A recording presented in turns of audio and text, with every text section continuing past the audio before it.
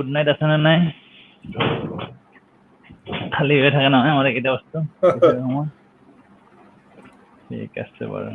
মই সেকেন্ড মাইকটো লগাই থৈ দিছো কিবা মানে স্পিকাৰটো কিবা কামত লাগিলে নাই নাই ঠিক আছে এতিয়া আৰু প্ৰব্লেম নহয়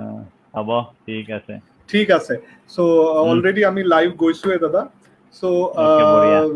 যিমান মানুহ ইয়াতে আমাক দেখা পাই আছে আপোনালোকে যদি এবাৰ দেখা পালে খালি জনাই দিয়ে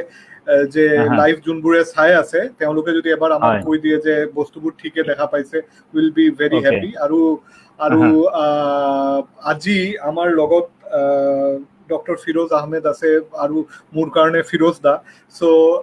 দাদাক মই আজি বহু বছৰ হ'ল মোৰ ক'ব গ'লে মোৰ হাৰ্পেটলজি ষ্টাৰ্টিং এটা ষ্টৰি মই বাৰু মাজত মই কম যে কেনেকুৱাকে ফিৰোজ দা ইনফ্লুৱেঞ্চড মাই ৰিচাৰ্চ আৰু তাৰ আগত মই ভাবা নাই যে তেওঁৰ ইন্ট্ৰডাকশ্যন দি বেছি সময় মই নষ্ট কৰোঁ বা যোনটো মই একদম বেছিক বস্তুত গৈ আহিম নামি আহিম তো ফিৰোজ দা যেহেতু কাৰণ তেওঁৰ মাল্টি ডাইমেনশ্যনেল কামবোৰ হৈ আছে এইটো কাৰণে মই ভাবিলোঁ যে কি বস্তু দিম কাবাক ৰেপটাইল ক'লোঁ কাবাক এমফিবিয়ান ক'লোঁ কাবাক বাটাৰফ্লাই ক'লোঁ তো ফিৰোজ দাক মই ভাবিলোঁ ৱাই নট নৰ্থ ইষ্ট ইণ্ডিয়াৰ গোটেই ৱাইল্ড লাইফ ৰিচাৰ্চ কেনেকুৱাকে গৈ আছে আৰু কি কৰিব পাৰি আৰু আমি as a ৰিচাৰ্চাৰ or as a লেমেন আমাৰ কি ৰোল হ'ব পাৰে ৱাইল্ড লাইফৰ হোল বস্তুটো আগবঢ়াই লৈ যাবৰ কাৰণে আৰু আমি আৰু ফিৰোজ দা যেহেতু স্পষ্টবাদী মানুহ নো ডিপ্ল'মেটিক মেন আৰু মই যি ভাবোঁ আৰু মোৰ অভিজ্ঞতা তো কিছুমান আমি যোনবোৰ খুব ডিপ্ল'মেটিক হৈ কিছুমান বস্তু যোনবোৰ মানে বস্তুবোৰ হেৰাই গৈ আছে activism may be a part of it আমি সেইটো লৈ অলপ আলোচনা কৰিম য'ত মানে উইল ডেফিনেটলি টাচ অন যেহেতু টাইগাৰ ফিৰোজ দাৰ বহুত কাম কৰিছে আমি আভনি ৰোলটো লৈও এইটো অলপ কথা পাতিম ফিৰোজ দাৰ লগত কিন্তু একদম প্ৰথমত মই ফিৰোজ দাৰ পৰা জানিব বিচাৰিম যে দাদা আপুনি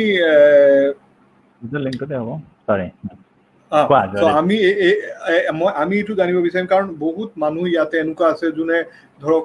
ৱাইল্ড লাইফৰ ৰিচাৰ্চত যোগদান কৰিব বিচাৰে কিন্তু they don't know the proper channel কি পঢ়িব লাগে কেনেকুৱাকে আগবাঢ়িব লাগে আৰু কিদৰে আগবাঢ়িলে ধৰক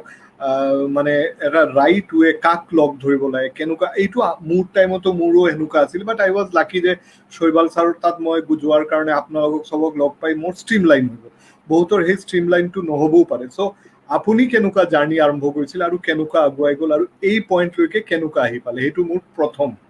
ষ্টাৰ্টিং ডেছক্ৰিপশ্যন আমাৰ সেইটোৱে লাগে তুমি যিটো কথা কৈছা যে আচলতে আমাৰ বহুত ক্ষেত্ৰত গাইডেন্সৰ অভাৱ থাকে সেইটো এটা ডাঙৰ সমস্যা আমাৰ ষ্টুডেণ্ট বা ল'ৰা ছোৱালীয়ে পায় সেইটো আৰু সেই গাইডেন্সটো মোৰো সৌভাগ্য আছিলে যে গাইডেন্সটো আমি আমাৰ কেইবাজনো মানে ছিনিয়ৰ ব্যক্তিৰ পৰা পাইছিলোঁ তাৰে অন্যতম প্ৰধান হ'ল ডক্টৰ বিভৱ তালুকদাৰ মোৰ CEO যাৰ লগত মই ভলুণ্টিয়াৰিলি কাম কৰিছিলোঁ বহুত বছৰ তাৰপিছত ফৰ্চুনেটলি তেখেত মোৰ এতিয়া বছো আৰু আমি একেলগে এতিয়াও কাম কৰি আছোঁ আৰণ্যকৰ যিটো আমাৰ প্লেটফৰ্ম তাত লৈ পেলাই গতিকে এই যিটো মানে এজন বা কেইবাজনো ব্যক্তিৰ যিটো সান্নিধ্য যোনে গাইডেন্স বা মেণ্টৰিং কৰিব পাৰে বা কিবা এটা কৰিব খুজিলে ভাল কৰিবা নে বেয়া কৰিব গৈ আছোঁ সেইটো যাতে উনুকিয়াই দিব পাৰে সেই ধৰণৰ ব্যক্তিৰ প্ৰয়োজন চবৰে জীৱনত আছে আৰু আমাৰ জীৱনতো আছে তোমাৰ জীৱনতো আছে মোৰ জীৱনতো আছে শৈবাল সেনগুপ্তা ছাৰ যেনেকুৱা কিবা এটা কৰিবলৈ যোৱাৰ লগে লগে আমি সুধিছিলোঁ কথা পাতিছিলোঁ আৰু মই দেখিছোঁ আজিৰ যিটো প্ৰজন্ম এই প্ৰজন্মৰ সাধাৰণতে মানে বেলেগৰ ওচৰত গৈ শিকাৰ যিটো এটা মানে কি প্ৰৱণতা আক্ৰোশ বা যিটো থাকিব লাগে এগ্ৰেছিভনেছ এটা থাকিব লাগে সেইটো অলপ কম নিজে গুগল মাষ্টাৰ হৈ শিকিব বিচাৰে বহুতে মানে যেনেকে গুগলত ডায়েগনচিছ কৰে বেমাৰ যেন ৱাইল্ড লাইফ কনজাৰভেশ্যন বা ৱাইল্ড লাইফ ষ্টাডিজো গুগলতে কৰিব পৰা যায় তেনেকুৱা বুলি ভাবোঁ আৰু সেইকাৰণে কোনোবা এজনৰ ওচৰত গৈ যিটো শিকাৰ প্ৰৱণতা সেইটো অলপ কম লাজকুৰীয়াও হ'ব পাৰে অফক'ৰ্চ কিন্তু মই ভাবোঁ যে যদিহে আন এজন ব্যক্তি যোনে অলৰেডি এক্সপেৰিয়েঞ্চ বা যোনে অলৰেডি কিছু মানে শিকিছে সেনেকুৱা মানুহ এজনৰ ওচৰত গ'লে যিবিলাক ভুল নিজেই কৰিব সেইবিলাক ভুল কিজানি উনুকিয়াই দিব পাৰে তেতিয়া আমাৰ সেই চকাৰ আৱিষ্কাৰটো আকৌ কৰিব নালাগে তাৰমানে ভুল কৰাৰ ডেফিনেটলি জিৰ'ৰ পৰা ষ্টাৰ্ট কৰিব নালাগে একজেক্টলি গতিকে মই তেনেকে আগবাঢ়িছিলোঁ আৰু তেনেকে আগবাঢ়ি এইটো কাম কৰিলোঁ সেইটো কাম কৰিলোঁ আৰু আমি কেতিয়াও পইচাৰ কাৰণে কাম কৰা নাছিলোঁ প্ৰথম কথা মানে যিটো মই দেখো যে শিকিবৰ কাৰণে হলে আমি ইনভেষ্ট কৰিব লাগিব নিজৰ ফালৰ পৰা হলে অলপমান আৰু সেই যে ভলুণ্টাৰিংলি আমি শিকিছিলো বহুতখিনি বস্তু প্ৰায় 1993-94 পৰা 2000-2001 লৈকে সেই 7-8 বছৰ যিটো আমি এটা আমাৰ যিটো সময় আৰু আমাৰ যিটো কষ্ট আমি আৰণ্যকত দিছিলো সেইটো বহুত শিকালে আৰু বহুত বিভিন্ন ঠাইত গৈ কাম কৰাৰ অপৰচুনিটি দিছিলে আমাক আৰু সেই এক্সপেৰিয়েন্স খিনিয়ে কেৰি কৰি তাত যোগ দি আজি মই ভাবো আজি আমি যিটো পৰিস্থিতি যিটো অৱস্থাত আছো সেইটো অৱস্থাত পাইছো বুলি ভাবিব পাৰো ৰে মই এটা কথা ইয়াতে আপোনাক আৰু এটা সুধিব বিচাৰিছো যে মই যেতিয়া আপুনি মোকো পাইছে যে ষ্টুডেণ্ট যেতিয়া মই শিকি আছিলো এতিয়াও মই শিকি আছো বাৰু কিন্তু মই এইটো জানিব বিচাৰিছো একো নাই ফিৰোজ দা আহক একো নাই সো আমিতো এটা ইনফৰ্মেল হে ডিছকাশ্যন হয় তো এতিয়া মোৰ এটা কথা যে আমি যেনেকুৱা মানে এজ এ ষ্টুডেণ্ট আপুনি মোক যেতিয়া এতিয়াও ষ্টুডেণ্ট কিন্তু যেতিয়া মোক পাইছিলে জিৰ'ত তেতিয়াও আপুনি মোৰ মনত আছে যে শৈবাল ছাৰৰ তাত আপুনি আহে কেতিয়াবা মোৰ লগত লগ হৈছে প্ৰথম তো এতিয়া কওক যে এতিয়াও মোৰ দৰে আৰু সেই একে জিৰ' পজিশ্যনৰ ল'ৰা পায় আপুনি যোনে এতিয়াও চেষ্টা কৰি আছে তো যেহেতু আপুনি মোক আৰু বহুত কিছুমান বছৰ আগত পাইছিলে আৰু এতিয়াও হেনেকুৱা ল'ৰা আপোনাৰ ওচৰত আহে সো সেই এটা 10 ইয়াৰ গেপত আপুনি কি ডিফাৰেন্স দেখা পায় যে এতিয়া যোন ল'ৰা জয়াদিত্য যোনবোৰ আহে আপোনাৰ তাত কি ডিফাৰেন্সটো মাইণ্ডছেটৰ দেখা পায় বাট ডিষ্টিংক্ট ক'বলৈ গ'লে জয়াদিত্য মই যিটো কথা কৈছো আগত যিটো আমাৰ ল'ৰা ছোৱালীৰ মানে শিকাৰ যিটো মানে একাগ্ৰতা আছিলে বা ইচ্ছা আছিলে কিবা এটা কৰো নতুনকৈ বোলে নাই মই জংগলত গৈ কিবা এটা চাই আহো মানে সেই যিটো একাগ্ৰতাটো আমাৰ যিটো নতুন প্ৰজন্ম আজিকালি যিটো প্ৰজন্ম তেওঁলোকক সম্ভৱতঃ আমাৰ একাডেমিকেলিও আমি এনেকে আমাৰ যিটো শিক্ষা দিলো মানে আমাৰ যিটো শিক্ষা পালে তেওঁলোকে স্কুল কলেজত বা ইউনিভাৰ্চিটিত এটা বস্তু পালে নেকি যে ডিগ্ৰী ল'ব লাগে MBA কৰিব লাগে IIM আহমেদাবাদত পঢ়িব লাগে তাত পঢ়িলে বহুত টকা দৰমহা পায় তেনেকুৱা যেন এটা মানে মনত এটা ভাৱ সোমাই গৈছে আমাৰ নতুন প্ৰজন্মৰ গতিকে মই বহুত ইণ্টাৰভিউ লওঁ আমাৰ মানে প্ৰজেক্টবিলাকত বা আমাৰ আৰণ্যকত এমপ্লয়মেণ্টৰ কাৰণে গতিকে মই এটা বস্তু ফিল কৰো দুখো পাওঁ আৰু সেইটো হৈছে যে নলেজ আৰু স্কিল একেবাৰে নাই বেছিভাগ ল'ৰা ছোৱালীৰে কাৰণ তেওঁলোকৰ এক্সপ'জাৰ নাই যিটো লাইনত কাম কৰিব বিচাৰিছে বা ইচ্ছা কৰি আহিছে চাকৰি কৰিব আহে মানে কাম কৰাটোতকৈ চাকৰিটো বেছি জৰুৰী হৈ পৰে আৰু চাকৰি হোৱাৰ লগে লগে কিমান টকা দৰমহা পাম সেইটো বেছি প্ৰথমত আহি পৰে গতিকে মই সাধাৰণতে ক'বলৈ গ'লে যে কোনোবা এটা ছাত্ৰ বা ছাত্ৰী যিটোৱে মানে MSc পাছ কৰি আমাৰ কামত জইন কৰিবলৈ আহে এটা কামৰ কাৰণে ইণ্টাৰভিউ দিলে মই কোনোটোকে নাপাওঁ যে এটলিষ্ট 6 মাহ 1 বছৰ ভলুণ্টিয়াৰিং কাম কৰক অলপমান কেনেকে হয় কি হয় কামখিনি শিকক সেইটো নিশিকাকৈ মানে প্ৰথম দিনা জইন কৰাৰ দিনা সোধে যে দৰমহা কিমান পাম গতিকে মই ভাবো সেইটো এটা আমাৰ শিক্ষাৰ মানে এটা যিটো আমাৰ শিক্ষা দিওঁতে আমাৰ যিটো ভুল হ'ল মই সেইটোকে দোষাৰোপ কৰিব বিচাৰো মানে কাৰণ আমাৰ শিক্ষা দিওঁতে আমি এইটো কোৱা হৈছে যে মানে ডিগ্ৰী পাছ কৰিব লাগে ভাল চাকৰি কৰিব লাগে বহুত টকা দৰমহা পাব লাগে আৰু তেতিয়াহে নিজৰ জীৱনটো মানে মই সৰু কথা ক'বলৈ আমাৰ বেছিভাগ আজিকালি মানুহে চেলফিছ হৈছে তাৰমানে গতিকে নিজৰ এটা মিনিট এটা দিন এটা মাহ মানে ইনভেষ্ট নকৰাকৈ মানে নিজৰ কাৰণে পইচা লাগে বুলি ভাবে তাৰমানে মই ভাবো সেনেকুৱা মাইণ্ডছেট লৈ পেলাই সংৰক্ষণৰ কাম কৰিব নোৱাৰে সংৰক্ষণ এটা ছ'চিয়েল ৱৰ্ক ক'বলৈ গ'লে ইয়েছ ছ'চিয়েল ৱৰ্কত আমি বহুতে নিজৰ সম্পূৰ্ণ টাইম দি আমি তাক প্ৰফেশ্যন হিচাপে আগবঢ়াই লৈ গৈছো সেইটো এটা বেলেগ ধৰণৰ কথা আৰু যিকোনো মানুহ এজনে ছ'চিয়েল ৱৰ্কৰ লগতে প্ৰফেশ্যনো ইষ্টাব্লিছ কৰিব পাৰে আমি যেনেকে বহুতে কৰিছে আমাৰ আৰণ্যকত আজি বা বিভিন্ন NGOত কৰিছে গতিকে সেইটো মই ভাবো এটা গুৰুত্বপূৰ্ণ কথা যিটো মানে আমাৰ নতুন প্ৰজন্মই জানিব লাগে মই ইয়াৰ মাজতে এটা কথা কম মই ফটককে মনত পৰি গ'ল এটা কথা বহুদিন আগত এই আপোনাৰ একে লাইনৰে কথা এইটো বহুদিন আগত মোৰ মনত পৰে 10-12 বছৰ হৈ গ'ল এই ঘটনা আমাক আপোনাৰ মনত আছে যদি আমি আমচাং গৈছিলো ৰাতি পুলিচে নামাৰ টাইমত পুলিচ আহি গৈছিলে হয় হয় এছ কে দত্ত ছাৰ শৈবাল ছাৰ আছিলে চ' তেতিয়া মানে এটা চুমো এনেকুৱা ধৰণৰ কিবা এটা গাড়ীত গৈছিলো চ' মোৰ এতিয়াও মনত পৰে যে যিহেতু মই যাম বুলি তাতে কথা নাছিলে কিন্তু মই জানিলো যে ইমান এছ কে দত্ত ছাৰৰ দৰে মানুহ আহিছে লগ কৰাটো খুব দৰকাৰ তো মই আপোনালোকৰ লগত গৈছিলো কিন্তু লাষ্টত ডিকিত চুমৰ ডিকি ইমান মান থাকে তাতে তাৰ মাজত এটা টায়াৰ আছিলে সেই টায়াৰৰ মাজতে বহি মই আমচাংলৈকে গৈছো সেই বস্তুটো মই মানে এজ এন এক্সাম্পল ক'ব বিচাৰিছো যে সেইটো হয়তো সেইটো টাইমত এই ডেডিকেশ্যনটো আছিল যে গাড়ীৰ তলত সোমাই যাব হলেও যদি জীয়াই থাকো আৰু যাব পাৰো যাম সেনেকুৱা এটা মাইণ্ডছেট আছিল কিন্তু সেই বস্তুটো বিৰাট জৰুৰী আৰু এটা কথা কওঁ দাদা এতিয়া এটা আপুনি ভাবেনে এটা মেকশ্বিফ্ট ৱৰ্ল্ডৰ মাইণ্ডছেট মানে যেতিয়া নতুন ল'ৰা ছোৱালী আহে যে তেওঁলোকে ভাবে যে আমি সদায় ভাবো যে অমিতাভ বচ্চন হ'ব ইচ্ছা কিন্তু কি ৰাস্তাত গৈ অমিতাভ বচ্চন হৈছে তাৰ হাৰ্ডশ্বিপ পেইন সেইটোতো আমি গম নাপাওঁ কিন্তু আমি তাৰ গ্লেমাৰটোৱে দেখা পাওঁ তো ৱাইল্ড লাইফ কনজাৰভেশ্যনতে তেওঁলোকে ফিৰোজ আহমেদক দেখা পায় আৰু তেওঁলোক এতিয়া য'ত থিয় হৈ আছে সেইটো দেখা পায় তেওঁলোকে ভাবে যে সেই মাজৰ যে পইণ্টটো যোনটো চেক্ৰিফাইচ যোনটো হাৰ্ডশ্বিপ যোনটো জোকে ধৰা যিমান মহে খোৱা যিমান কি কম মহে তেওঁলোকক খেদায় জংঘলৰ ভিতৰত সেইবিলাক যেতিয়া একচুৱেলি তেওঁলোকক এক্সপ'জ কৰা যায় আহিটো সোমাই গ'ল কিন্তু যেতিয়া এক্সপ'জ কৰা যায় ৰিয়েল লাইফ চিচুৱেশ্যনত তেওঁলোকৰ যে এটা মেকশ্বিফ্ট ৱৰ্ল্ড যোনটো আছিলে ড্ৰিমটো ভাঙি যায় অলপমান সেনেকুৱা আপুনি দেখা পায় এনেকুৱা আপুনি পাৰ্চিভ দেখা পাইছেনে দেখিছো তেনেকুৱা নিশ্চয় দেখিছো মানে কাৰণ আমাৰ তাত কেতিয়াবা আমি ভলুণ্টিয়াৰিঙৰ কাৰণে অপৰচুনিটি দিছো কিছুমান ল'ৰা ছোৱালীক মাষ্টাৰ ডিগ্ৰী কৰি আহে বা BSc কৰি BSc কৰি আহে তেওঁলোকে মানে শিকিব বিচাৰে প্ৰথম অৱস্থাত মানে উৎসাহটো যথেষ্ট দেখিলে আমি ঠিক আছে ওটা চেষ্টা কৰি চাওঁ গতিকে যেতিয়া জংঘলত মানে 10 কিলোমিটাৰ খোজকাঢ়ি দিয়ে তাৰ পিছদিনাই গাৰ বিষ হৈছে বা কিবা হৈছে মানে নিজৰ যিটো মানে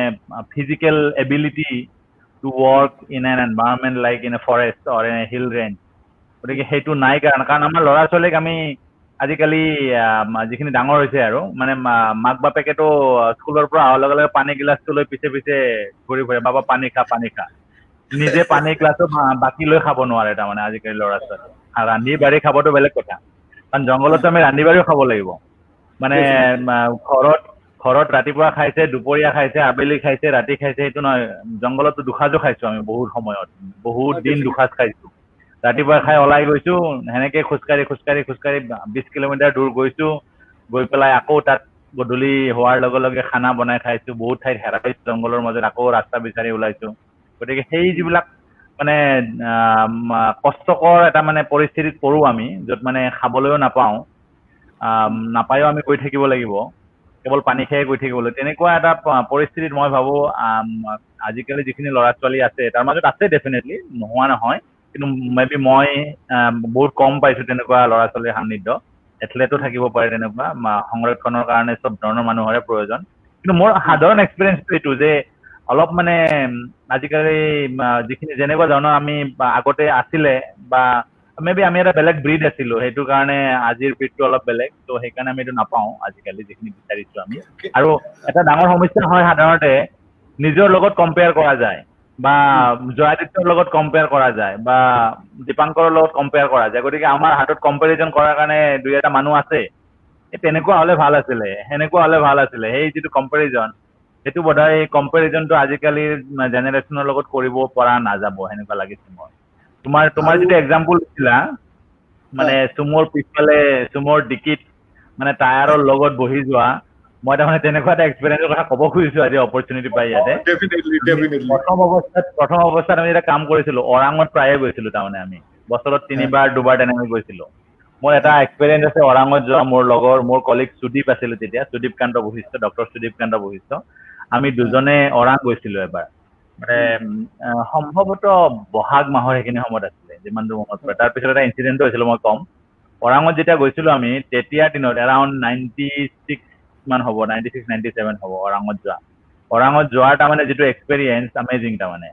আমি খ্ৰীষ্টান বস্তিত দুইটা ঘৰ খ্ৰীষ্টান বস্তিৰ পৰা আমি চিটি বাছত উঠি পেলাই আদাবাৰী যাওঁ লগত মস্ত বেগটো থাকে তাৰমানে বেকপেক এটা থাকে তাৰমানে 45 কেজি 50 লিটাৰছৰ বেকপেক এটা থাকে আমাৰ ট্ৰেকিং পেক এটা সেইটো লৈ আমি চিটি বাছতো আমাৰ গুৱাহাটীৰ চিটি বাছ জানাই কেনেকে উঠা যায় আৰু বেকপেকটো লৈ পেলাই মানে সেইটো বেকপেকটো ভিতৰত সোমাই নাপায় আৰু মানে চিৰিতে ওলমি থাকে, আমি চিৰিতে থাকিব লাগিব। তেনেকে গৈ গৈ আদাবাৰী পাওঁ। আদাবাৰীত এখনে বাছ যায় আবেলি, আবেলি এখনে বাছ যায়, 2টামান বজাত যায়। আদাবাৰীৰ পৰা চিলবৰী বুলি জাগা এটা আছে, ৰৌতা হৈ যাব লাগে তেনেকে। গতিকে সেই বাছখন যদি মিছ কৰিলো তেতিয়াহ'লে চেছ। কিন্তু সেইকাৰণে আমি এঘণ্টা আগতে যাব লাগিব, তাৰমানে এঘণ্টা আগত গৈ বাছত চিট নাপায়, বহুত আগত গৈ বাছত ৰুমাল থৈ চিট ৰাখিব লাগে আৰু আগৰ দিনত, বা কিতাপ এখন থৈ চিট ৰাখিব লাগে। গতিকে চিট ৰাখি গাড়ীত উঠি আমি সেইখন গাড়ীত ইমান মানুহ উঠে, আমি যে কওঁ পাণ জপা দিয়া বুলি, মানে পাণ জপা দিয়ে তাৰমানে। তুমি চিটত বহিলেও তোমাৰ ওপৰত দুইফালৰ পৰা 2টা মানুহ আকৌ পৰিয়ে আছে, তাৰমানে চিটত বহিহে আছা কেৱল, কিন্তু তোমাৰ ওপৰত মানুহ পৰি আছে তথাপিতো, ইমান মানুহ। তেনেকে গৈ গৈ আমি চিলবৰী পাওঁ, মানে ধনচিৰি মুখ বুলি জাগা এটা আছে, ধনচিৰি ঘাটৰ পৰা সোমাই যাবলৈ 18 কিলোমিটাৰ। এবাৰ আমি চেঞ্জ কৰিলো আইডিয়াটো, যে আমি এইখন বাছত নাযাওঁ, আমি বেলেগকে যাওঁ। মানে কিবা বাছখন নাছিলে নে তেনেকুৱা কিবা এটা হ'ল, তাৰমানে আমি বোলো নাই, মিছ নকৰো, সময় নষ্ট নকৰি গুচি যাওঁ। আমি অলপ সোনকালে গৈ মানে তেজপুৰৰ বাছত গৈ আমি হেৰি পালো, মানে ধনচিৰি ঘাট পালো, যিটো মানে ৰৌতা পাৰ হৈ পায়, অলপমান দূৰ গ'লে ধনচিৰি নদীটো পাৰ হলে সেইটো পায়। তাত ৰখি আছো বহুত সময় ধৰি, ৰখি থাকোতে বাছ নাহে। 2টামান মানুহক সুধিলো যে এই বাছখন আহিবনে, সদায় যে আহে মানে চিলবৰী যায়? বোলে কেতিয়াবা আহে, কেতিয়াবা নাহেও। এইফালে অলৰেডি 2টা বাজি গ'ল, আমি বোলো নাই 18 কিলোমিটাৰ যাব লাগিব ইয়াৰ পৰা, কেনেকে যাওঁ এতিয়া? আমি চিন্তা কৰিলো যে বাছখন যদি আহেও, ৰাস্তাত লগ পাম, আমি খোজকঢ়াই আৰম্ভ কৰো। ফিৰোজ দা, 1 মিনিট আপোনাক ইণ্টাৰেক্ট কৰি আছো। তাৰমানে এটা ৰিকুৱেষ্ট আহিছে, মোষ্ট প্ৰবেবলি ভূটানৰ পৰা, সোনাম। তেওঁ কৈছে অলপ যদি আমি ইংলিছত ক'ব পাৰো, তেওঁ বুজি পোৱা নাই। So let's check back in English because there is a request anyway. So because Firoza was discussing about his journey and how he went to Orang. So yes, please continue. So then we thought, okay, we'll walk so that we reach Silbori before it is too dark, and we started walking. And if the bus comes, but somehow if we're lucky, it will catch us on the way, and we'll jump on it from the wherever we meet it. So we decided to walk. Both of us bought 2 new pairs of hunter shoes. At that time we had hunter shoes. Okay, so the hunter shoes were new. Basically, after walking 2 to 3 kilometers, we stopped walking because our fingers were giving up. But we cannot stop. We have to keep going. আৰু সেইখিনি সময়ত আমাৰ চবতে ভয় আছিলে আলফাৰ, চাৰিওফালে আলফাৰ ভয় তাৰমানে। গতিকে আমাক কোনোবা এটা আহি গ'লে, আপোনালোকে ক'ত গৈ আছে? এইফালে বোলে, নাই আমি এনেকুৱা চিলবৰী যাম, ওৰাঙত যাম। কৈছে এই ইফালে কেনেকে যাব, এই এতিয়াতো এইবিলাক আলফাৰ দিন, হেৰিৰ দিন, গণ্ডগোল চলি থাকে, কিয় আহিছে আপোনালোকে? আমি বোলো নাই, আমি যাম বুলি আহিলো, আগে পিছে গৈছো, আজি খোজকাঢ়ি গৈ আছো, এইখিনি গাড়ী নোপোৱা কাৰণে গৈ থাকিলো তেনেকে। তাৰপিছত এজন মানুহে আকৌ লগ পালে, তেওঁ আকৌ আমাক বুদ্ধি দিলে যে আপোনালোকে যাওক, এনেকুৱা আলফা চালফা বিশেষ একো নাই, কিন্তু ভয় খালে আপুনি অমুকৰ কথা কব, অমুকৰ আলহী বুলি কব, এনেকে ক'লে আৰু। ঠিক আছে বাৰু, গৈ আছো আমি আৰু। তাৰপিছত জোতা খুলি চেণ্ডেল পিন্ধিছো, লগত চেণ্ডেল সদায় থাকে বেগৰ ভিতৰত, জোতা খুলি চেণ্ডেল পিন্ধি খোজকাঢ়িছো। তাৰপিছত আমি বহুত দূৰ খোজকাঢ়ি আমি চিলবৰী পাব হৈছে, 3 কিলোমিটাৰ 4 কিলোমিটাৰ আছে। তাৰমানে আমি 18ৰ পৰা মোটামুটি 16 কিলোমিটাৰৰ পৰা 16 কিলোমিটাৰ মোটামুটি আমি 12 কিলোমিটাৰ মান খোজকাঢ়িলো। তাৰমানে যেতিয়া বাছখন আহিছে, ঠিক গধূলি হৈছে, বাছখন আহিছে, বাছখনতো উঠা ঠাই নাই। আমি বাছখনৰ পিছফালেদি জখলাৰে উঠি একদম ওপৰত বহিলো, বেগ চেগ লৈ ওপৰত বহি তাৰপিছত গৈ আছো। গৈ আমি চিলবৰী পাইছো প্ৰায় তেতিয়া গধূলি 7টা 7:30 বাজিছে। মানে সেইখিনি সময়ত 7টা 7:30 গধূলি হয় আৰু, মানে গধূলি হৈ গৈছে আৰু। এতিয়া তাৰ পৰা আকৌ আমি 4 কিলোমিটাৰ খোজকাঢ়িব লাগিব। কিন্তু আমাৰ মানে ইমানে দেৰি হৈছে যে আমি আৰু খোজকাঢ়িলে সেইদিনা 9টা 9:30 বাজি যাব তাৰমানে আৰু। গতিকে তাত 2খন ৰিক্সা আছে চিলবৰীত। তাৰে সৌভাগ্যবশতঃ এখন ৰিক্সা সেইদিনা বজাৰত থিয় হৈ আছিলে। ৰিক্সাৱালাটোক ক'লো যে আমাক এনেকুৱা গেটত থৈ আহিব লাগে, গেট বুলি কয়, ওৰাঙৰ গেটত থৈ আহিব লাগে। তেতিয়া তেওঁ কিন্তু আমাক অতি মৰমেৰে থৈ আহিলে দুজনকে। আমি ৰিক্সাখনত আমি বহিলো, বিৰাট ভাল লাগিলে। আৰু তাৰ অৱশ্যে চিলবৰী যোৱাৰ আগতে বজাৰো কৰি ল'ব লাগে, নহ'লে তাৰ ভিতৰত একো নাপায়। আমি চাউল, দালি, কচু, আলু যি পাওঁ তেনেকে অলপমান বজাৰ কৰি, মানে বহুতে ভাবিব পাৰে আমি মাছে মঙহে খাওঁ বুলি, কিন্তু মানে আমি আলু, কচু এইবিলাকহে পাওঁ বেছিভাগ, সেইবিলাক খাই। তাৰমানে মাছ মাংসৰ কথাটো চিন্তাই নাই, আৰু কেতিয়াবা কণী চণী ব্যৱহাৰ কৰো আমি। কিন্তু সেইখিনি লৈ আমি বজাৰখিনিও লৈ, চব্জি তব্জি লৈ আমি চিলবৰীৰ পৰা ওৰাং পাওঁ। গতিকে এই যিটো মানে এটা মানে এক্সপেৰিয়েঞ্চ, আমি মানে যেনেকে আমি ট্ৰেভেল কৰিছিলো, যিমান কষ্ট কৰি ট্ৰেভেল কৰিছিলো, মই ভাবো আজিকালি ল'ৰা ছোৱালী তেনেকুৱা এক্সপেৰিয়েঞ্চটো মানে এটা হেৰিহে হ'ব তাৰমানে এডভেঞ্চাৰে হ'ব তাৰমানে may be once in A life time হ'ব পাৰে কিন্তু আমাৰ কাৰণে এইবিলাক ৰেগুলাৰ আছিলে এনেকুৱা ঘটনাবিলাক গতিকে মই এইটো আমি এক্সপেৰিয়েঞ্চটো শ্বেয়াৰ কৰিব খুজিছো আজিকালি ল'ৰা ছোৱালীয়ে সেইটো ভাবিব লাগিব আজিকালি আমাৰ যিখিনি কাম কৰিব বিচৰা আছে সংৰক্ষণ বা ৱাইল্ড লাইফত তেওঁলোকে ওলাই আহি এনেকুৱা যে হ'ব এইটো নৰ্মেল বুলি ধৰিব লাগিব it should be normal definitely আজি যোনটো মানে আমি একচুৱেলি যোনে আমাক শুনি আছে ল'ৰা ছোৱালী আমাৰ ল'ৰা ছোৱালীৰ কাৰণে আমাৰ এইটো মেইন ইয়াং যোনে আপকামিং ল'ৰা ছোৱালীৰ কাৰণে দিছ প্ৰগ্ৰাম ইজ মেড চ' আমি ইয়াতে আমি এইটো ভবা নাই যে উই ৱান্ট টু টেল যে এটা এনেকুৱা হ'ব তোমালোকে নোৱাৰা বা সেনেকুৱা we just wanted to tell you যে এনেকুৱা হোৱাট আই বিলিভ ফিৰোজ দায়ো I think will agree this is the best time to do research এইটো বেষ্ট ফেজ কিয় আজি আমি ভাবো যেতিয়া হয়তো ফিৰোজ দাহঁতে যেতিয়া কাম কৰি আছিলে 96ত 97ত 98ত 2000ত এটা ৰিচাৰ্চ পেপাৰ পাবৰ কাৰণে কিমান টান আছিলে আজি যেনেকুৱা আজি আমি বহুতৰ হাঁহো যে এই এণ্ডাৰছনৰ সেই পেপাৰটো চাইট কৰা নাই এইটোতো ইমান ইম্পৰ্টেণ্ট পেপাৰ আছিলে এইটো কিয় চাইট কৰা নাই তেওঁ আজি এণ্ডাৰছনৰ পেপাৰটো বায়'ডাইভাৰ্চিটি হেৰিটেজ লাইব্ৰেৰীত ইজিলি এভেইলেবল বুলি আমি একদম গ্ৰান্টেড বুলি লৈ সেইটো চাইট কৰি আছো কিন্তু যোনে তেতিয়া চাইট কৰা নাই তাৰ মজবুৰি এইটো আছিলে যে সেই টাইমত এই এণ্ডাৰছনৰ বস্তুটো পায় কেনেকুৱা তো সেইটো টাইমত যে এওঁলোকে যে কাম কৰিছে আজি ডেফিনেটলি টেকন'লজি হওক ৰোড কানেক্টিভিটি হওক চব বাঢ়ি গৈছে and it's a best time obviously এতিয়া কি ক'ম অবভিয়াছলি এতিয়া কম্পিটিশ্যনটোও বাঢ়িছে এইটো মিছা নহয় আগত যেনেকুৱা এটা ৰাস্তাটো টাফ হ'লেও at the end of the road success is ৱেইটিং ফৰ ইউ কিন্তু আজিকালি কি হৈ আছে at the end of the road apart from success you may find someone else already ৱেইটিং ফৰ ইউ চ' অলৰেডি হয়তো তেওঁ লিটাৰেচাৰ ৰিভিউৰ কথা কৈছে মই এটা এক্সাম্পল দিব খুজিছো আজিকালি ল'ৰা ছোৱালী কিমান লিখে নাজানো ইমান ইমেইল হোৱাটছআপ আৰু ইণ্টাৰনেটৰ দিনত আমি তেতিয়াৰ দিনত কি কৰিছিলো মোক বিহবদাই শিকাইছিলে ৰথিন বৰ্মনেও ৰথিন দাও শিকাইছিলে যে চিঠি এখন লিখিব লাগে সদায় মানুহজনলৈ কাৰোবাৰ নাম পালে আৰু আগত যিবিলাক মানে এক্সপাৰ্ট আছিলে তেওঁলোকৰ যেতিয়া নাম এড্ৰেছ পাইছিলো আমি সদায় চিঠি লিখিছিলো মানে ব্ৰাদাৰৰ টাইপৰাইটাৰ এটা কিনিয়ে লৈছিলো কাৰণ বাহিৰৰ বিদেশৰ মানুহক চিঠি লিখিব হাতৰ আখৰ চিনি নাপাব পাৰে ব্ৰাদাৰৰ টাইপৰাইটাৰ কিনি লৈছিলো পইচা জমা কৰি পেলাই ব্ৰাদাৰৰ এই সন্মানী টাইপৰাইটাৰ সেইটো টাইপ কৰি চিঠি লিখি মেঘদূত ভৱনৰ পৰা পোষ্ট কৰো ইণ্টাৰনেশ্যনেল পোষ্ট তেতিয়া কৰোতে 12 টকা 15 টকা 20 টকা তেনেকুৱা আছিলে তাৰমানে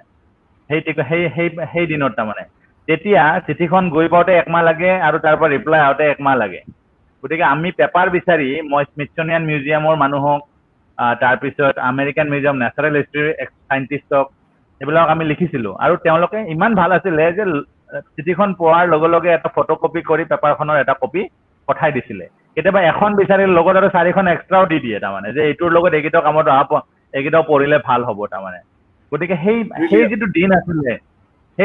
আছিলে আৰু আজিৰ দিনৰ মাজত আকাশ পাতাল পাৰ্থক্য আজিকালি গুগলত চাৰ্চ মাৰি দিলে ওলাই যায় পেপাৰখনৰ বিষয়ে ক'ত কি আছে বা ক'ত কি পাম আৰু কিছুমানটো কিনিব পৰা যে কিনিবই নালাগে 18ক লিখিব পাৰি 18ৰ ইমেইল আইডি থাকে গতিকে সেই বস্তুখিনি মই চাইছোঁ তাৰমানে আজিকালি লিটাৰেচাৰ ৰিভিউ কৰিবৰ কাৰণে যিটো ল'ৰা ছোৱালীৰ মানে এটা ৱে সেইটো বেছি ইজি হৈছে তাৰমানে মই ভাবোঁ বহুত আজিকালি ধৰক আজিকালি 18 বেছিভাগ পেপাৰ অলপ চাইহাবত গ'লে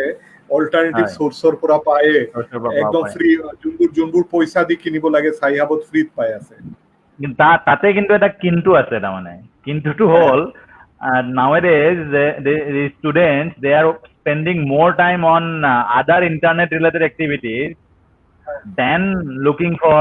references or reading papers because there are more opportunities nowadays definitely opportunities to lose your time like WhatsApp, Twitter বা ফেচবুকত মানে স্ক্ৰল কৰি you can spend a lot of time এতিয়া মই ইয়াতে এটা হাইণ্ডচাইট ভাবো কিতাপ আৰু ইণ্টাৰনেটত পঢ়াত কি ডিফাৰেঞ্চ মই যোনটো মোৰ এক্সপিৰিয়েঞ্চত ইণ্টাৰনেটত পঢ়িব হ'লে আপোনাৰ মানে একদম ব্লাইণ্ড ফল্ডেড হৰ্চ হ'ব লাগিব কাৰণ কি হয় কিতাপততো আপুনি বাট হেৰুৱাই যাব নোৱাৰে কাৰণ বস্তুটো ইমানতে সীমিত এতিয়া আপুনি ধৰক উইকিপিডিয়াত আৰম্ভ কৰিলে এটা টপিকত আৰু হাইপাৰ লিংক মাৰি কবাত গৈ আপুনি শেষ হ'ল so that is a lot of distraction and we need to save ourselves from that distraction যে অবজেক্টিভিটিটো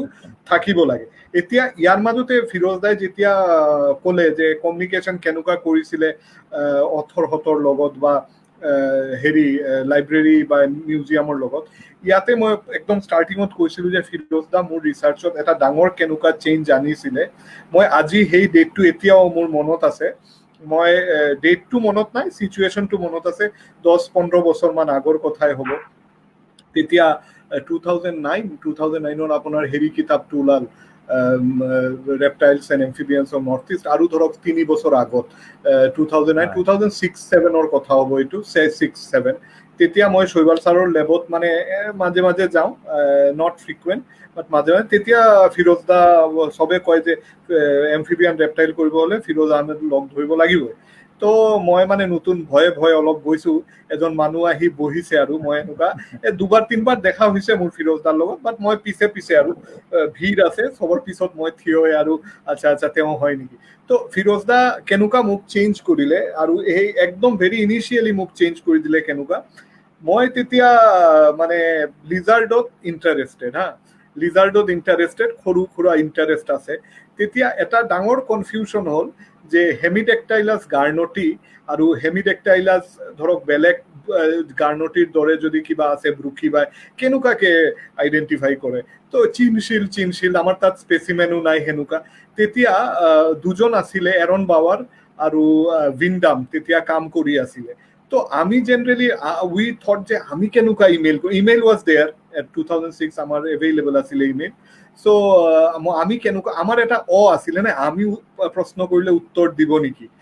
এনেকুৱা এটা মাইণ্ডছেট আছিলে ঠিক আছে তাৰপিছত মানে মোৰ লাইফ লং চেঞ্জ হৈ গ'ল সেইটো ফিৰোজদাৰ এটা কথা তো মোক ফিৰোজদাই ক'লে তোমাৰ এই পেপাৰটো পঢ়া মই বোলো দাদা এই পেপাৰটোতো মোৰ তাত নাই ফিৰোজদাই এই একেই কথা ক'লে যে অথৰক লিখা তেওঁৰ তাততো পেপাৰ হ'ব আৰু তেওঁ অথৰ মোৰ এতিয়াও মনত আছে categorically author will be happy যে তেওঁৰ পেপাৰ কোনোবা পঢ়িব বিচাৰিছে so' he will definitely give you তো মই এৰন বাৱাৰ আৰু উইনডামক লিখিলো কিন্তু উইনডামে আনচাৰ নিদিলে বাৰু কিন্তু এৰন বাৱাৰে দিলে আৰু আজি মোৰ লাইফ লং ৰিলেশ্যন হ'ল এৰন বাৱাৰৰ লগত এই এটা মেইলৰ কাৰণে আজি ফিৰোজ দাই মোক উইংটো খুলি দিলে ক'লে আৰু তাৰপিছত এইটো মই গৰ্ব কৰা নাই but I wanted to tell you all of you যে মই হাৰ্পেটলজি ৱৰ্ল্ডৰ হুজ যিমান আছে সবৰ লগত মই পেপাৰ কৰিছো মানে যিমান ডাঙৰ মানে international and it is only possible because I approach them I mail them আৰু ফিৰোজ দাই যি কথা ক'লে আই ফলোড ইট এণ্ড টিল ডেট বহুতে কয় যে কেনেকুৱাকে লিখিবা মই ডাইৰেক্ট কৰস্পণ্ডিং অথৰ দেখা পাওঁ কৰস্পণ্ডিং অথৰৰ মোৰ চিনাকি কি দৰকাৰ মই ছোৱালীক বিয়া দিম নেকি তাতে মোৰ চিনাকি তাতে ইমেইলটো দেখা পাওঁ ইমেইলটোত আই চেণ্ড ইট এণ্ড মানে 98% or 99% of them will respond Indian হয় মানে জেনাৰেলি কি হয় মানে এখন ৰিচাৰ্চ পেপাৰত মানে যেতিয়া লিখে বা পাব্লিছ হয় সেই পেপাৰখন সাধাৰণতে ৰিডাৰ বহুত কম কাৰণ চাইণ্টিফিক যথেষ্ট চাইণ্টিফিক যে যিকেইটাই লিখে অথৰ কেইজনে পঢ়ে 2জন বা 3জন ৰিভিউৱাৰে পঢ়ে আৰু যিখন জাৰ্নেলত পাব্লিছ হয় তাৰ এডিটৰে পঢ়িব লাগে গতিকে এইকেইটা মানুহ পঢ়াটো মেণ্ডেটৰী তাত বাহিৰে বাকী কম ৰিডাৰ গতিকে এইকেইটা মানুহৰ বিশেষকৈ অথৰ কেইজনক যদি কোনোবাই বিচাৰে যে আপোনাৰ পেপাৰখন এনেকুৱা টাইটেলটো পাইছো এইখন পঢ়িব বিচাৰো এজন অথৰৰ কাৰণে মোৰ যদি পেপাৰ হয় মোৰ কাৰণে তাতকে মানে সুখী মমেণ্ট আৰু মানে সেই মাহটোত সেই বছৰটোত কিজানি আৰু নাহে গতিকে মোৰ পেপাৰখন পঢ়িব বিচাৰিছে লগে PDF কপি ইমেইল গতিকে আগতে PDF নাছিলে হাৰ্ড কপি আছিলে হাৰ্ড কপিয়ে পঠাই দিছিলো আগতে বহুতক যেতিয়া কোনোবাই লিখে তাৰমানে ডেফিনেটলি ইয়াতে মই এটা কথা ক'ম ফিৰোজ দাই যেনেকুৱা ক'লে যে কিমানে আমাৰ পেপাৰ পঢ়ে মই এটা এইটোৰ এক্সাম্পল দিব বিচাৰিছো মই আজি 5-6 বছৰ আৰু বেছি হ'ব 7-8 বছৰ আগত মই কি কৰিলো মোৰ এটা পেপাৰ মানে আছিলে সঁচাকে পেপাৰটো আহিল মোৰ একদম ইনিচিয়েল ফেজৰ পেপাৰ মই তেতিয়া মই মানুহক পেপাৰ দিয়া যায় আৰু মানুহে সবে কয় ৱেল ডান বিৰাট ভাল পেপাৰ হৈছে গ্ৰেট পেপাৰ তো মই এদিনা কি কৰিলো পেপাৰ তেতিয়া নতুন মই অডিঅ' এডিটিং শিকি আছো তেতিয়া মই PDF এডিট কৰি ভিতৰত পেপাৰৰ গান ভৰাই দিলো লিটাৰেচাৰ ঠিকে আছিলে মাজত অলপমান গান ভৰাই দিলো গান ভৰাই মই বহুতক পঠাই দিলো ইচ্ছাকে দেখাৰ কাৰণে যে ৰেছপন্সটো কি হয় চবে আকৌ নেচাৰেলি চবে উত্তৰ দিছে ৱাণ্ডাৰফুল ৱাৰ্ক গ্ৰেট জব তাৰপিছত গম পালো তেতিয়াই যে মানুহে কোনেও পেপাৰ নপঢ়ে এনেই লিখি দিয়ে আৰু great work wonderful until and unless এইটো আপোনাৰ ৰেফাৰেন্সৰ কামত লাগে আনটিল এণ্ড আনলেছ আপুনি ৰেফাৰেন্সৰ কামত লাগে সেইটোৱে হয় হাৰ্ডলি সায়েন্সটো যথেষ্ট ওয়াইড হয় সায়েন্সৰ বস্তুবিলাক কিন্তু তাক নেৰো কৰি আনি আমি কোনখিনি পঢ়িব লাগিব কোনখিনি পঢ়ি আমি তাৰ পৰা এবষ্ট্ৰাক্টটো ল'ম লৈ পেলাই সেইটো either we improve on date or we adapt on date or আমি সেইটোৱে এটা কপি হিচাপে কৰিব চেষ্টা কৰোঁ ৰেপ্লিকেট কৰিব চেষ্টা কৰোঁ সেইখিনিয়ে মোৰ হিচাপত অতি জৰুৰী তাৰমানে এনেকুৱা নহয় যে বহুত ক্ষেত্ৰত ইনোভেটিভলি এটা মেথডলজিকেল ডিজাইন এটা কৰিব লাগিব তেনেকুৱা কথা সদায় নহয় মেথড এটা বনাব লাগিব ষ্টাডি কৰিবৰ কাৰণে কাৰণ মেথড আছে সেই মেথডটোক কেনেকৈ আমি অলপমান টুইক কৰি আমাৰ এনভাইৰনমেণ্ট আমাৰ ইক'চিষ্টেমৰ লগত মিলাই আমি কাম এটা কৰিব পাৰোঁ এইটো জৰুৰী তাৰমানে আজিকালি আমি বহুতখিনি কাম কৰিছোঁ যিখিনিৰ পৰা আমি আগতে ভাবিছিলোঁ যে এইটো কেনেকৈ কৰা যাব কিতাপত লিখা আছে মানে কিন্তু প্ৰেক্টিকেলি কেনেকৈ কৰা যায় সেইটো নাজানো কৰোঁতে বহুত ভুল কৰাৰ পিছতহে আমি আল্টিমেটলি লাইনটো পাইছোঁ যে এনেকৈ কৰিলেহে ইয়াৰ পৰা ৰিজাল্ট আহিব গতিকে সেই যিটো এক্সপিৰিয়েঞ্চ সেইটো জৰুৰী চ' ফিৰোজ দা মই এতিয়া আমি আহোঁ অলপ চাইণ্টিফিক এংগলত চাইণ্টিফিক এংগলত এইটো কাৰণে যে মই এইটো জানিব বিচাৰিছোঁ যে আপুনি ফাৰ্ষ্ট আপোনাৰ লাইফৰ যে ফাৰ্ষ্ট যে মানে এটা ৰিচাৰ্চাৰ বা কনজাৰভেশ্যনিষ্টৰ এটা এইটো জানিব লাগে যে ফাৰ্ষ্ট আপুনি কেতিয়া চাইণ্টিফিক কণ্ট্ৰিবিউশ্যন কৰিছিলে ইন এ চেন্স যে চাইণ্টিফিক পেপাৰ কৰিছিলে কোন বছৰত আৰু what was the topic of the paper যদি আপোনাৰ অলপ মনত আছে মই একজেক্ট ইয়াৰটো মনত নাই প্ৰবেবলি প্ৰবেবলি মাষ্টাৰ ডিগ্ৰী পঢ়ি থাকোঁতে প্ৰথমখন কৰিছিলোঁ নেকি সেইটো হ'ল সেইটো আচলতে মোৰ বন্ধু বিভূতি লগৰ তেওঁলোকৰ তেতিয়া ঘৰ বনাই আছিলে ঘৰ বনাই থাকোঁতে মানে আমি বিভূতি মই সদায় গধূলি লগ আমাৰ ওচৰতে ঘৰ তাৰমানে খ্ৰীষ্টান বস্তিত ওচৰতে ঘৰ আছিলে তেতিয়া আমি প্ৰায় লগ লাগি গধূলি কথা পাতো নহ'লে পঢ়োঁ একেলগে বা কিবা কিবি আমি ডিছকাছ কৰোঁ টপিকৰ ওপৰত বিভিন্ন বস্তুৰ ওপৰত সেইদিনা গৈ থাকোঁতে দেখিলোঁ ঠিক গধূলিৰ সময়ত মানে সিহঁতৰ যিটো ঘৰৰ যিটো লেট্ৰিনৰ টেংকি বনাইছিলে তাতে কেইটামান ভেকুলীয়ে মাতি আছে এনেকৈ টৰ্চটো থাকে গধূলি আৰু টৰ্চ মাৰি যদি দেখিলোঁ এটা মানে এমপ্লেক্সিং পেয়াৰ এটা এমফিবিয়ানছৰ পলিভিডেটিছ আমাৰ যিটো মেগাচেফালাছ আমাৰ যিটো কমন ট্ৰি ফ্ৰগ ইয়াতে নৰ্থ ইষ্টত সেইটোৰ মানে আমাৰ অসমতো প্ৰায়ে আছে সেইটোৰ মানে মেল ফিমেল দুটাই কণী পাৰিবৰ কাৰণে ৰেডি হৈছিলে তাৰমানে গতিকে লগে লগে আমি মানে টৰ্চ আনিলোঁ ইমাৰ্জেঞ্চি লাইটটো বিভূতি লৈ আহিলে আমি সিহঁতক অবজাৰ্ভ কৰিলোঁ গোটেইখিনি অবজাৰ্ভ কৰি আমি গৈ থাকিলোঁ তাৰমানে মানে কেতিয়া মানে এমপ্লেক্সাছ হ'ল এমপ্লেক্সাছ হৈ কেতিয়া সিহঁতে কি মানে পানী লৈ গ'ল পানীৰ ওচৰত কণী পাৰিলে কিমান সময় কণী পাৰিলে কেনেকৈ কণী পাৰিলে গোটেইখিনি মই অবজাৰ্ভ কৰি লিখি ৰাখিলোঁ তাৰপিছত আমাৰ যেতিয়া মানে ছাৰ এজনৰ লগত আমাৰ যিটো গুৰুজী এছ কে দত্ত ছাৰক পালোঁ তেতিয়া তেওঁ ক'লে যে এনেকুৱা কোনো লিখা নাই লিখি দিয়া তোমালোকে লগে লগে আমি এটা ডেছক্ৰিপশ্যন লিখিলোঁ গোটেই ঘটনাটো কেনেকৈ কাহিনীটো লিখিলোঁ আৰু কাহিনীটো লিখাৰ পিছত এইটো জাৰ্নেল বম্বে নেচাৰেল হিষ্ট্ৰী ছ'চাইটিত আমি পাব্লিকেশ্যনৰ কাৰণে পঠালোঁ সেইখন এখন ৰেপুটেড জাৰ্নেল আৰু ভাবিব নোৱাৰাকৈ আমি যিখিনি বস্তু লিখিলোঁ মানে ইমান ছিষ্টেমেটিকেলি লিখিলোঁ কাৰণে নেকি মানে যিটো ছায়েন্স আৰু ক'বলৈ গ'লে মানে বৈজ্ঞানিক পদ্ধতিত আমি লিখিলোঁ আৰু সেইটো পাব্লিছ হৈ গ'ল তাৰমানে আৰু এটা ডাঙৰ উৎসাহ আছিলে সেইটো এটা আমাৰ কাৰণে যে আমি সেইটো পাব্লিছ কৰিব পাৰিম গতিকে সেইটো এটা ডাঙৰ হেৰি আৰু বোধহয় এটা পাব্লিকেশ্যন আমাৰ সৰু পাব্লিকেশ্যন এটা হৈছিলে এইটো আমাৰ birds of Hengrabari reserve forest আমি জুত প্ৰায়ে গৈছিলোঁ এভৰি চানডে যাওঁ যোৱাৰ দৰে আৰু তাৰ হেংৰাবাৰী ৰিজাৰ্ভ ফৰেষ্ট হয় এখন জুখন য'ত আছে আমাৰ চিৰিয়াখানাখন ত' we started doing bird survey দিয়া whenever we go and then we also' publish a checklist of the birds of Hengrabari reserve those two are the first research articles ক'বলৈ গ'লে তাৰমানে তো আপোনাৰ ফিৰোজ দা আপোনাৰ মেজৰ ধৰক এইবিলাকতো ক'ব গ'লে শ্বৰ্ট নোট বা মাইনৰ আৰ্টিকেল বাট আপোনাৰ মেজৰ আৰ্টিকেল যোনটো ধৰক you are very happy and proud of যদি আপোনাক কোৱা যায় যে বহুত থাকে ন CV প্ৰজেক্টত যে 3 বেষ্ট পাব্লিকেশ্যন আপোনাৰ তাতে এইটো এটাচ 3 বেষ্ট পাব্লিকেশ্যন এটাচ কৰি এইটো CVৰ লগত দিয়ক চ' সেই 3 বেষ্ট পাব্লিকেশ্যন যদি আপুনি ক'ব যায় তো আপোনাৰ কাৰণে আপোনাৰ নাম্বাৰ 1 পাব্লিকেশ্যন বা নাম্বাৰ 3rd পাব্লিকেশ্যন আপুনি কি ভাবে এই 3 বেষ্ট পাব্লিকেশ্যন আপোনাৰ কি মই ভাবোঁ এটা বেষ্ট পাব্লিকেশ্যন হ'ল আমি প্ৰথমবাৰৰ কাৰণে ওৰাঙৰ পৰাই এটা নতুন স্পিচিছ ডেছক্ৰাইব কৰিছিলোঁ কেলফ্লুইনাছ ওৰাঙেনছিছ বুলি আমি ওৰাঙৰ নামতে নামটো দিছিলোঁ আৰু সেইটো হ'ল মানে ওৰাং ষ্টিকি ফ্ৰগ আৰু ভাৰতৰ কাৰণে প্ৰথম ৰেকৰ্ড আছিলে কেলফ্ৰিনাছ জেনাছটো। এনেই জেনাছটো ম্যানমাৰ থাইলেণ্ড এইফালে পোৱা যায়, কিন্তু আমাৰ ভাৰতত যোৱা নাছিলে সেইটো। আৰু আমি ওৰাঙৰ পৰা প্ৰথমবাৰৰ বাবে সেইটো নতুন প্ৰজাতিৰ স্পিচিছ হিচাপে আমি ডেছক্ৰাইব কৰিছিলোঁ চাইণ্টিফিকেলি।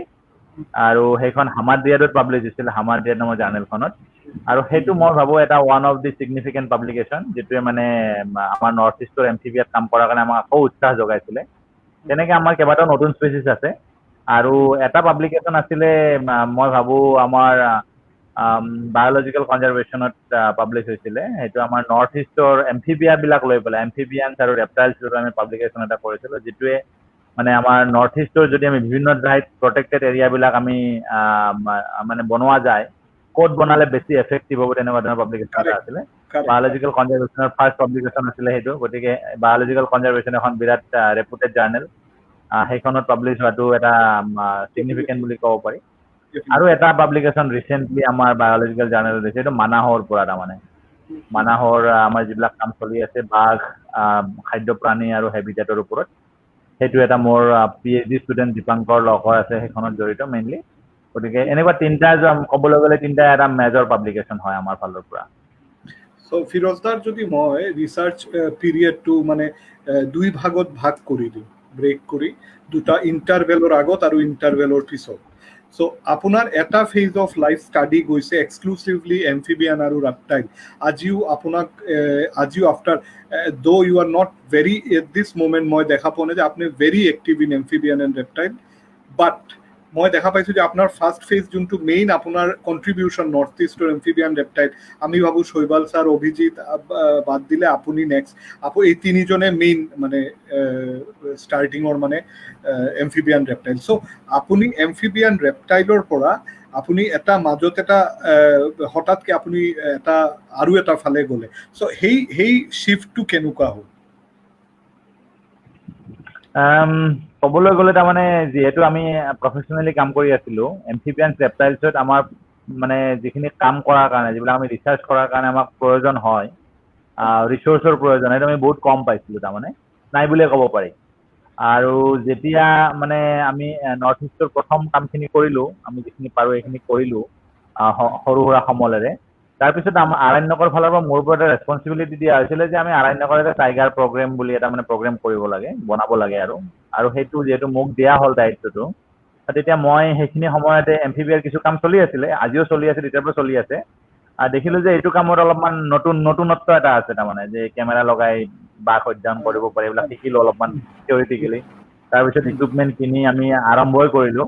আৰু সেইটো ইমানেই ডাঙৰ কাম হৈ গ'ল ছাডেনলি, মানে গতিকে তাৰ পৰা বহুত কম সময়হে মই এমফিবিয়াত পাইছিলোঁ সেইখিনি সময়ত, এৰাউণ্ড 2008 পৰা 2014লৈকে। গতিকে সেইখিনি সময়ত বহুত কম সময় পাই তথাপিতো যিখিনি পাৰোঁ কণ্ট্ৰিবিউট কৰি গৈ আছিলোঁ। আৰু আমি টাইগাৰ প্ৰগ্ৰেমটো সম্পূৰ্ণৰূপে ডেভেলপ কৰিলোঁ, মই মোৰ কলিগ চবে লগ লাগি আমাৰ টিমটোৱে। আৰু সেইটো যেতিয়া ডেভেলপ হ'ল, এতিয়া মই দেখিছোঁ যে মই কিছু কাম মানে আৰু চব সময়ত মই ফিল্ডত নগ'লেও হয়, যিহেতু মই গাইডেঞ্চ দিব পৰা হৈ আছে, মোৰ আৰু ষ্টুডেণ্ট আছে, ষ্টুডেণ্টে কাম কৰিব পাৰে। ভাল ষ্টুডেণ্ট থাকিলে সেইটো এটা সুবিধা থাকে। আমি সেইখিনি সময়তে দিবাং ৰিভাৰ বেচিন যিটো আছে আমাৰ দিবাঙত আমি এটা কাম হাতত ল'লোঁ। আৰু সেইটো আছিলে আমাৰ department of science and technology. Department of science and technology support কৰিলে আমাক এটা প্ৰজেক্ট, যিটো দিবাঙত 3 বছৰ ধৰি আমাৰ অধ্যয়ন হ'ল এমফিবিয়ানছৰ ডিষ্ট্ৰিবিউশ্যন পেটাৰ্ণ আৰু মানে ফেক্টৰ্ছ ডেট ইম্পেক্ট ডিষ্ট্ৰিবিউশ্যন। আৰু এইটো এটা আচলতে long term climate change monitoring project ক'বলৈ গ'লে। এই প্ৰজেক্টত 3 বছৰত আমি কিছু পৰিমাণে বেছলাইন ক্ৰিয়েট কৰিব পাৰিছোঁ। বেছলাইনটো এইটো বস্তু যে আমি যিকোনো কনজাৰ্ভেশ্যন ষ্টাডি কৰিলে বেছলাইনটো মানে অতি গুৰুত্বপূৰ্ণ হয়, নহ'লে আমি চেঞ্জ গম নাপাওঁ। বেছলাইন এটা মই সাধু এক্সাম্পল দিছোঁ যে মই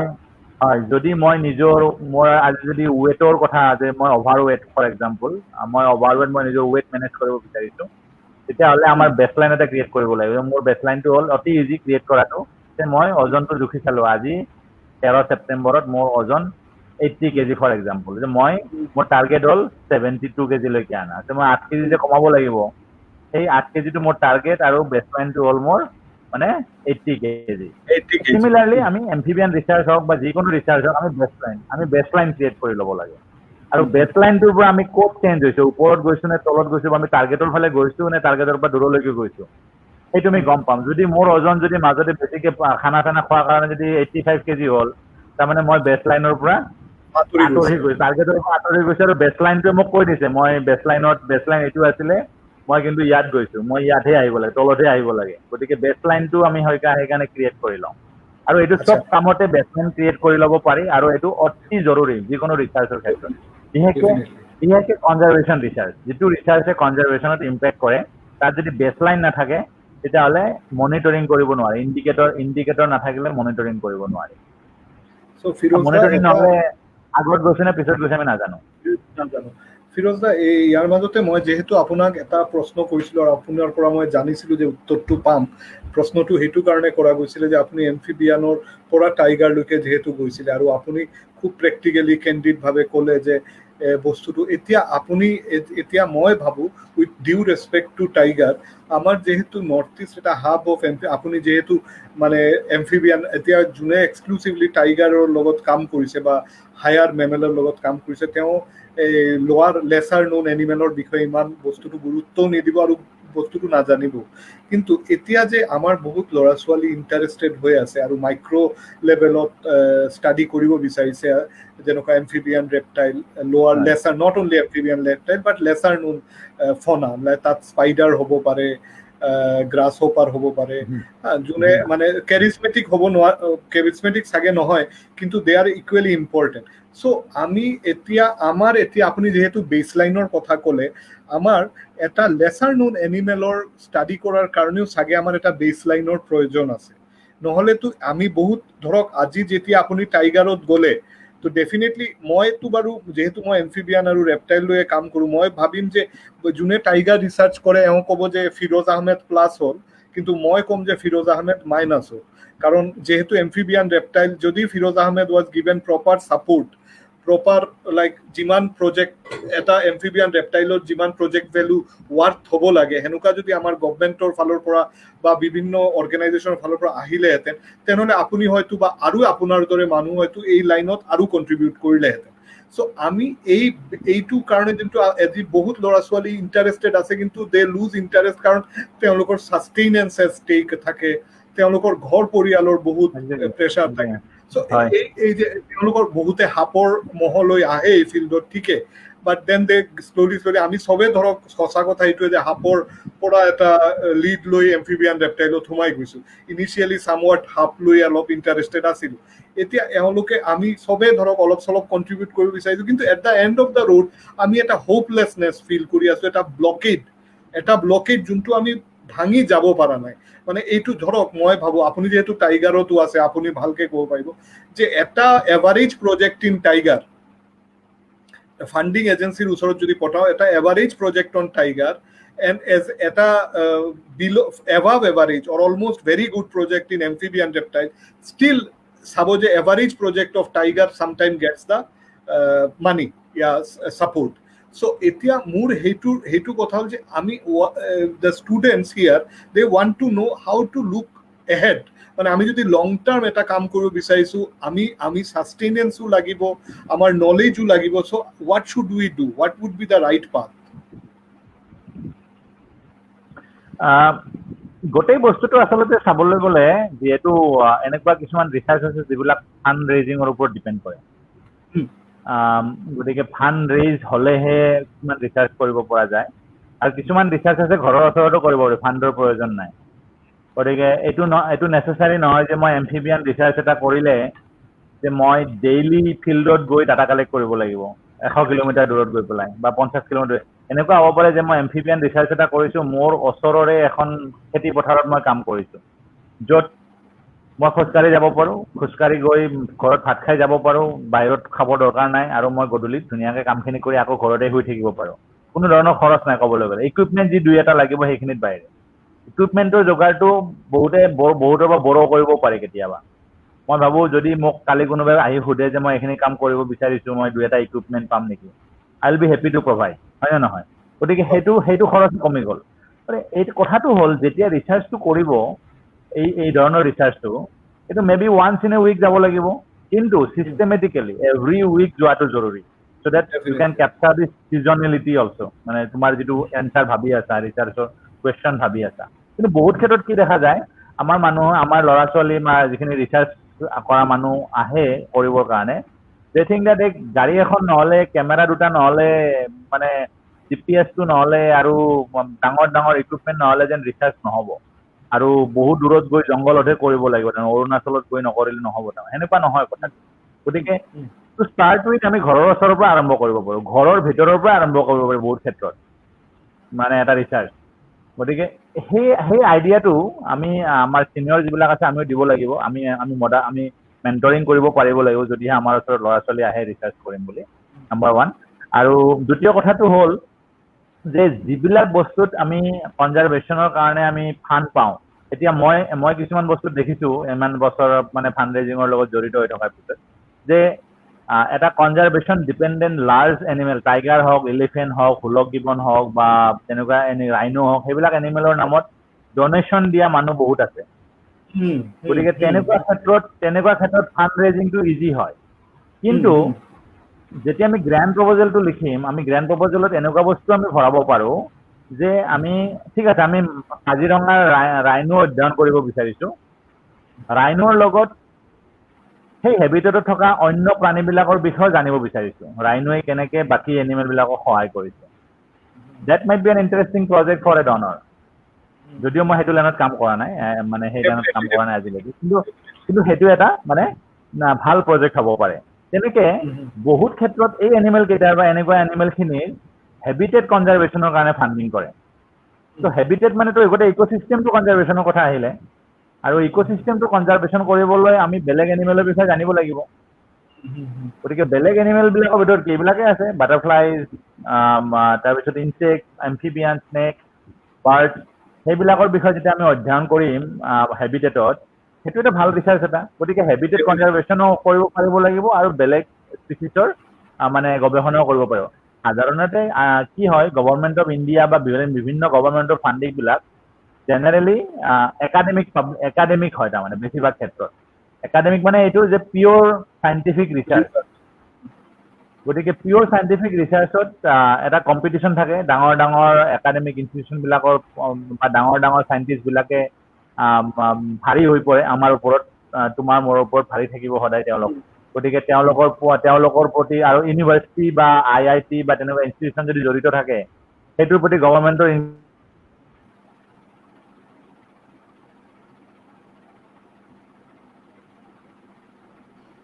চাগে ফিৰোজদাৰ নেটৱৰ্কটো অলপ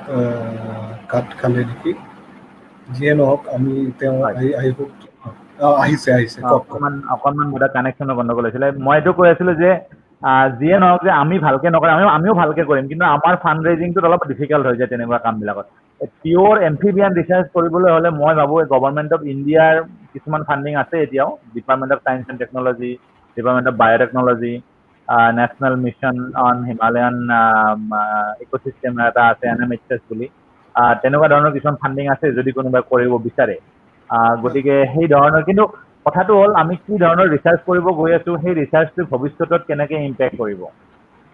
সেইটো অতি জৰুৰী, যিটো কনজাৰভেশ্যনতো ইম্পেক্ট কৰিব পাৰে। তাৰমানে আমি সেই আইডিয়াটো লৈ পেলাই কাম কৰিব লাগিব। ঠিক আছে, এতিয়া মই আমাৰ ৰাফলি ক'ব গ'লে 10 মিনিটছ আৰু প্ৰগ্ৰামৰ বাকী আছে। ইয়াৰ মাজতে মই যিমান আমাৰ দৰ্শক আছে তেওঁলোকক মই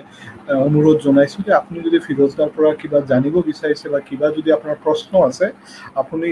কমেণ্টত আপোনালোকে you people can just write a comment. We have just 10 minutes left, so if you want to know something from Firoz Ahmed, or if you want to share something, just write in the comment below in just one comment, not multiple comment, and we'll try to take that question and get his reaction on it. Firoz da, এতিয়া coming back to the point, যে এতিয়া মই এইটো জানিব বিচাৰিছোঁ যে আজি যেনেকুৱা আপুনি after so much of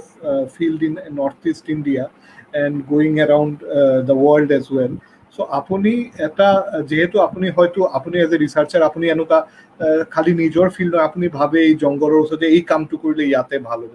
আমাৰ এই কামটো কৰা বাকী আছে, এইটোৰ ওপৰত অলপ কাম কৰিলে হয়তো ফিউচাৰ। চ' আপুনি যদি ইয়াং যোনে এতিয়া ধৰক MSc-ত আছে তেওঁলোকক যদি এটা মানে কি ক'ম পইণ্টাৰ দিয়ে যে এই এৰিয়াটো as a very good prospect for future research, যে এই কেইটামান যিহেতু নৰ্থ ইষ্টত তেওঁলোকে আমি বেছড আৰু নৰ্থ ইষ্টে তেওঁলোকে চাগে ৰিচাৰ্চ কৰিব বিচাৰিব, চ' আপুনি কি পইণ্টাৰ্ছ দিব বিচাৰে যে এইকেইটা ৰিচাৰ্চ হয়তো ফিউচাৰত খুব ভাল হ'ব পাৰে স্কোপছ? মই এটা কথাই ক'ব বিচাৰিছো, যদিহে কোনোবাই এনেকুৱা লাইনত ৰিচাৰ্চ কৰে, আজিকালি যিটো আমাৰ কাৰেণ্ট ট্ৰেণ্ড চলিছে ৰিচাৰ্চৰ ক্ষেত্ৰত, মে বি এইটো নেক্সট 20-30 ইয়াৰ্ছত এনেকুৱা ট্ৰেণ্ড এটা থাকিব, সেইটো হ'ল how your research is going to impact the ecosystem sustainability. যে এইটো কোৱাৰ লগে লগে এইটো কথা আহিব যে ইক'চিষ্টেম ছাষ্টেইনেবিলিটিৰ কেইবাটাও ফেক্টৰৰ কাৰণে ইম্পৰ্টেণ্ট। এটা হ'ল আমাৰ লাইভলিহুড ছিকিউৰিটি, ফুড ছিকিউৰিটি, আৰু আমাৰ মানে ক্লাইমেট চেঞ্জ, যিটো আমাৰ এটা ডাঙৰ এটা আমি ফেচ কৰিবলৈ গৈ আছো এতিয়া, জলবায়ুৰ পৰিৱৰ্তন বা ৱেডাৰ চেঞ্জ যিবিলাক হৈ আছে আমাৰ, সেইবিলাকত কেনেকৈ ইম্পেক্ট কৰিব। So' whatever research somebody does, if that data set is useful for long-term monitoring of any changes in the climate, because that is what is going to impact our livelihood, our agriculture, which means our food security, our agroforestry, which means cash crop as well as fruits and other crops. Then also our fisheries, natural মানে যিটো wetland বা aquatic ecosystem আছে, including rivers, সেইবিলাকত যিটো impact আছে। মই এটা সাধাৰণ এক্সাম্পল দিব বিচাৰিছো, যে আজি আমি অসমৰ যিটো আমাৰ এগ্ৰিকালচাৰ চিষ্টেমটো আছে, মানে শালি ধানৰ খেতি যিটো আমি কৰোঁ বাৰিষা, সেই শালি ধানৰ খেতিত আমি যিবিলাক পেষ্টিচাইড, সাৰ বা এইবিলাক যিবিলাক ইউজ কৰোঁ, সেইটোৱে আমাৰ যিটো নেচাৰেল ফিচাৰী আছিলে, আমাৰ যিটো মানে আমি মাছ মাৰি খাইছিলোঁ আগতে, সেইটোত কেনেকৈ ইম্পেক্ট কৰিছে, মই ভাবোঁ তেনেকুৱা বিশেষ ধৰণৰ পাব্লিকেশ্যন আজি মই দেখা নাই। আৰু ডাঙৰ কথাটো হ'ল, আমি যদি আজি নাজানো কেতিয়া জানিম? যেতিয়া ক্লাইমেট চেঞ্জ বা ৱেডাৰ চেঞ্জ হৈ আমাৰ গোটেই ইক'চিষ্টেমটোত ইমান এটা point of no' return impact হ'ব, তেতিয়া আমি জানিবলৈ চেষ্টা কৰিম নেকি? গতিকে তেনেকুৱা ধৰণৰ ৰিচাৰ্চ আমাৰ কাৰণে অতি জৰুৰী হৈছে, আৰু সেইবিলাকত গভৰ্ণমেণ্ট ফাণ্ডিঙো এভেইলেবল, ইণ্টাৰনেশ্যনেল ডনাৰ্ছৰ ফাণ্ডিং এভেইলেবল হয়, ইণ্টাৰনেশ্যনেল এজেঞ্চিজ যিবিলাক আছে, UN বা ক্লাইমেট চেঞ্জ ৰিলেটেড যিবিলাক এজেঞ্চিজ আছে, তেওঁলোকৰ পৰাও ফাণ্ডিং হয়।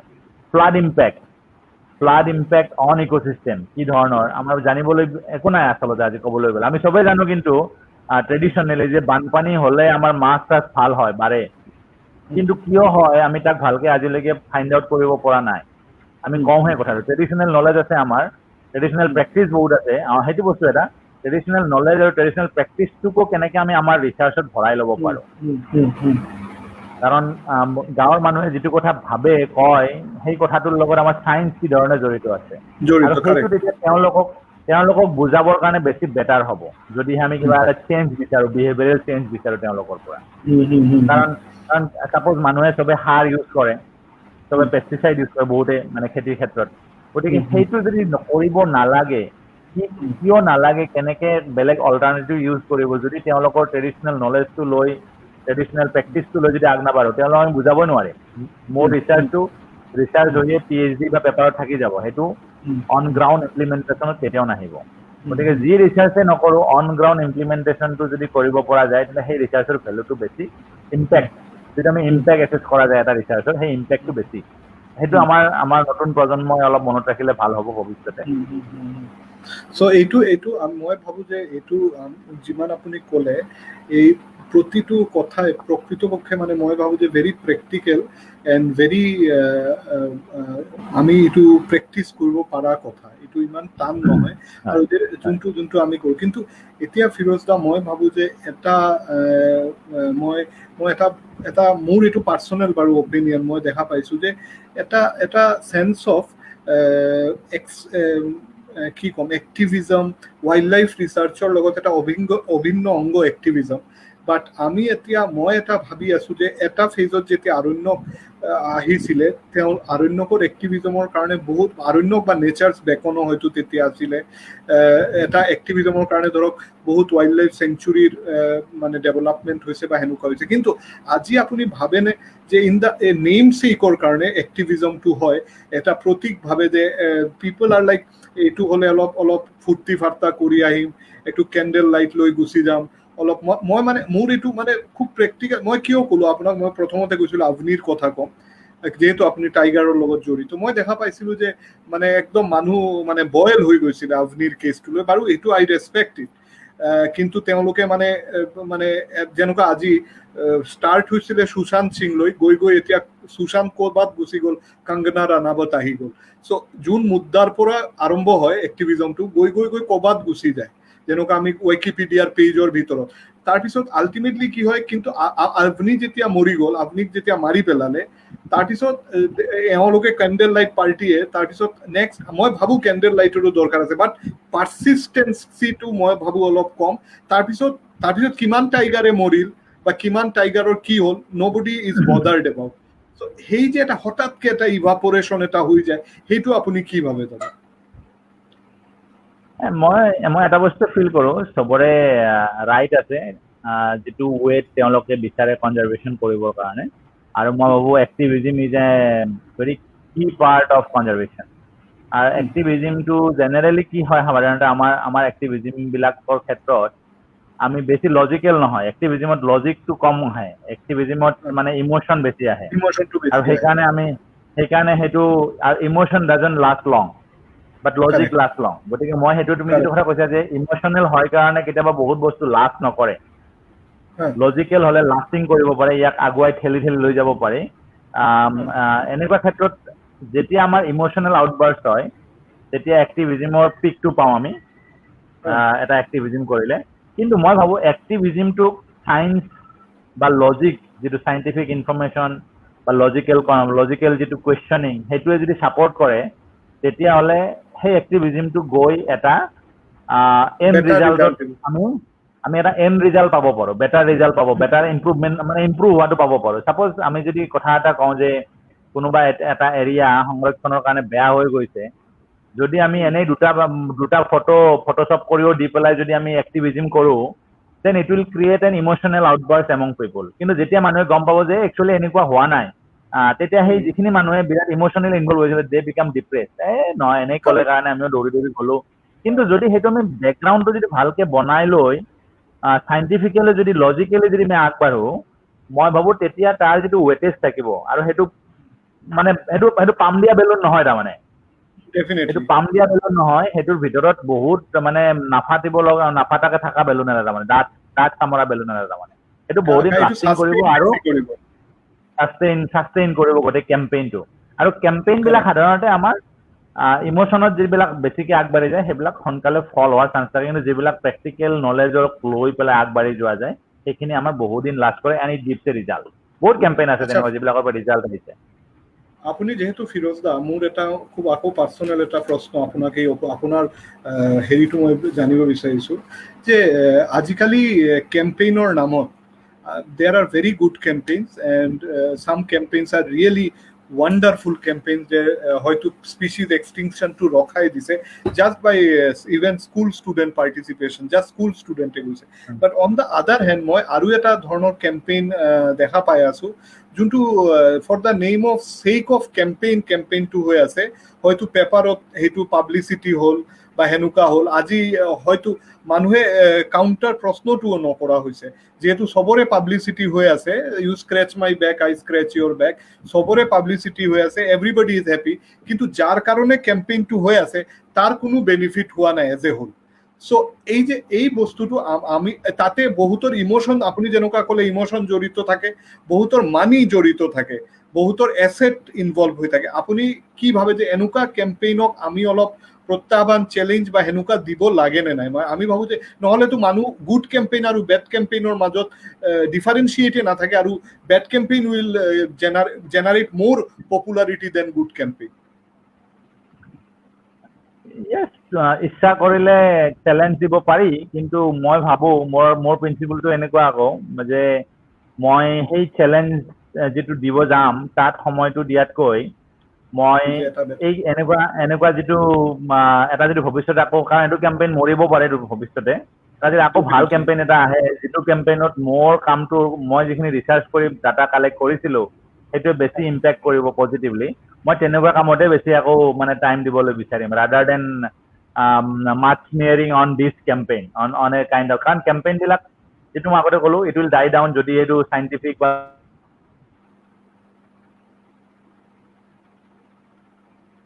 আৰু এটা বস্তু মনত ৰাখিব লাগিব আমি যে যেতিয়া আমি এটা কেম্পেইন কৰোঁ তাত মানে কেম্পেইন লিডাৰশ্বিপ বা যিখিনি কেম্পেইনৰ আগধৰতা সেইখিনি মানুহে যদি ক্ৰেডিট ল'বলৈ যায় তেতিয়াহ'লে কেম্পেইনটো আৰু সোনকালে ড্ৰপ হ'ব। ত' মই ভাবোঁ ক্ৰেডিটৰ সলনি ৰাইজে ক্ৰেডিটটো লৈ যদি কামটো কৰি কেম্পেইনটো ভাল কৰাত সহায় কৰে, date is a more reasonable way of doing a campaign than মানে মিডিয়া ঢোল বজাই মানে কেম্পেইন কৰাতকৈ মিডিয়াক লাগে টু ৰিচ দ্য মাছ। মিডিয়াৰ প্ৰয়োজন যথেষ্ট, মানুহক ৰিচ কৰাৰ পিছত যদি মই লিডাৰ হিচাপে যদি মই একদম মানে এনে অমুক কৰি আছো তমুক কৰি আছো এই কেম্পেইনটো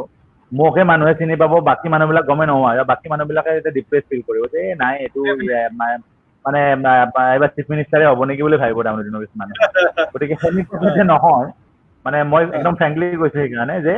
নিজৰ পাব্লিচিটিতকৈ নিজৰ সংগঠনৰ পাব্লিচিটিতকৈ নিজৰ সংগঠনক পিছত লৈ আহিব লাগে, নিজৰ পাব্লিচিটিক পিছত লৈ আহিব লাগে, য'ত লাগিলে দুই এটা কথা ক'ব লাগে ক'ব লিডাৰশ্বিপ হিচাপে, আদাৰৱাইজ যদি পিছত থাকি মানুহখিনিক ধুনীয়াকৈ সংগঠিত কৰি যদি আগবঢ়াই লৈ যায় তেতিয়াহ'লে সেই কেম্পেইনৰ জয় হ'ব, মই ভাবোঁ আমি সুফল পাম সেই কেম্পেইনৰ, কিন্তু নিজক আগত দি কাম কৰিলে এইটো নহ'ব কেম্পেইন কেতিয়াও। Correct. So Firoz da, আমি almost we have exhausted our time. So Firoz da কি ভিডিওটো মানে অফ কৰি থৈছে নেকি? নাই, মইতো আছো এতিয়াও, মানে ভিডিঅ'ত মই নিজকে দেখি আছো অৱশ্যে। আমাৰ ইয়াত এনে ফ্ৰিজ হৈ গৈছিল। এনিৱে মই আপুনি ভাবিছো অডিঅ' কোৱালিটিৰ কাৰণে। এনিৱে চ' মই জাষ্ট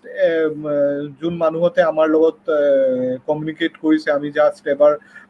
পঢ়ি গৈ থাকোঁ so that they understand that we also appreciate their presence. Nice to see Firoz Ahmed. Said things that I could not understand anything. Sorry. We spoke a bit about in English, but I hope sometime again we'll come up with just an English version of the interview. So today the idea was to just to enrich the local people who mostly understand Assamese. So we had they also understand English, but I thought that we will stick to Assamese. But another section we can come up with exclusively English thing. So then we have the Garnot Vogel teo kiba likhibo bicharisile is wanted to write, but they are stayed it blank anyway. So thank you for being here. Rupok Goswami teo kole two wildlife expert discussing on motivating young researcher for thank you so much. Bishwarupe kole nice mustache, oh thank you. Anyway, Saurabh Gupta, thank you for organizing, was wonderful, such a motivation. Thank you so much for listening to us.